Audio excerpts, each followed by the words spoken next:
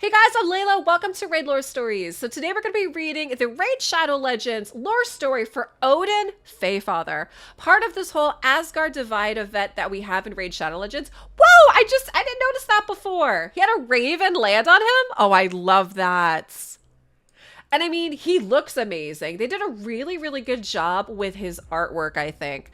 And recently they posted online some other like concept art that they went through before they decided on this. But love the design and can't wait to read the story. I haven't read it at all yet. I was waiting for you guys. So let's read it together. One of the first Fae created during the Dance of Darkness, Odin is the wise leader of his people in the Red Spike Mountains, one all look up to. For over a decade, Odin climbed the peaks, explored the valleys, and observed the wildlife of the red spikes alone.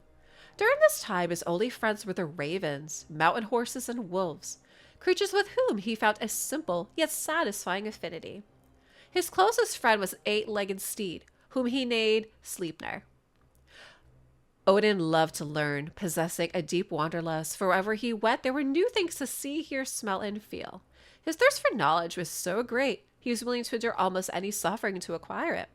When he encountered the malicious firstborn Mimir, a ferocious information seeker, he agreed to pluck out one of his eyes in exchange for the being's knowledge of Teleria and its history. The Odin who finally encountered more Fae over a decade after he first set foot in the Red Spike Mountains learned in his year alone powers of healing, poetry, future scrying, and battle, and acquired the mighty spear Gungnir. All Fae he met admired him, and there were thousands.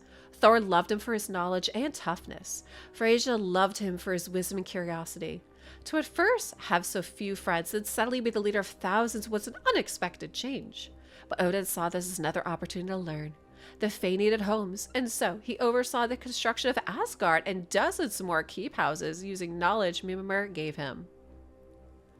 Though they loved him as a father, Odin was a distant leader to his new followers.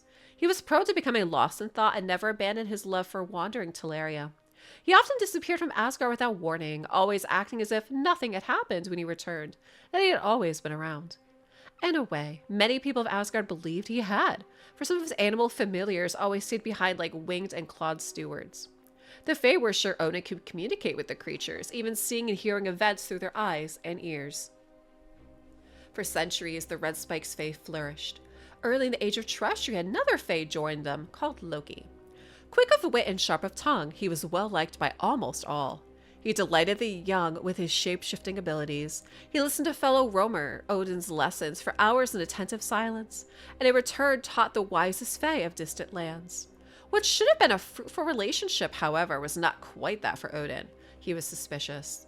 Loki never fully laid out his life story, and his uncanny ability to always find the perfect thing to say brought much doubt to Odin's mind. When Loki disappeared from Asgard without warning, Odin was sad, for he would no longer hear tales of distant places and creatures, troubled because Loki could cause much mischief, or worse, elsewhere, and relieved that the trickster Fae would no longer be an influential presence in Asgard, all at the same time. Loki had been gone for decades when the War of Kerok erupted with the armies of Frostheim surged from the Red Spike to the lowlands of Anhalt, razing towns and cities by the dozen. Despite the ferocity of the assault, the free city of Karnak was united by Aslan the Stalwart, who rallied their distant armies and, alongside the elves and Sacred Order, invaded and conquered Frostheim. The Sacred Order in particular fought to quash the myriad spiritualities that thrived in the Red Spikes, and saw this include the Frostheimers' love of the Fae. They put dozens of hall keeps to the torch and killed and displaced hundreds of Fae. Asgard only escaped discovery thanks to Freyja Fateweaver, who cast a great blizzard shroud over the region to shield it from mortal eyes and blades. Thus isolated, Asgard declined in the years that followed, and many Fae departed. Odin took to wandering the empty halls. Where there was once laughter and conversation, there was quiet. Where there was once life and growth, there was decay. These were new experiences for Odin, ones he could not enjoy. Centuries passed, and memories of a bustling Asgard all but faded, including that the mischievous trickster that once frequented Odin's halls. When Freyja suddenly experienced a prophecy pertaining to Loki, the Fire Knight, in the waters of life, Odin was stunned, and his faith in his own wisdom was shattered.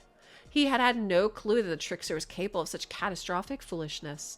He had thought Loki was untrustworthy, perhaps dangerous to mortals if he was so inclined, but not capable of initiating events that could plunge Italeri into oblivion. Cold fury took Odin.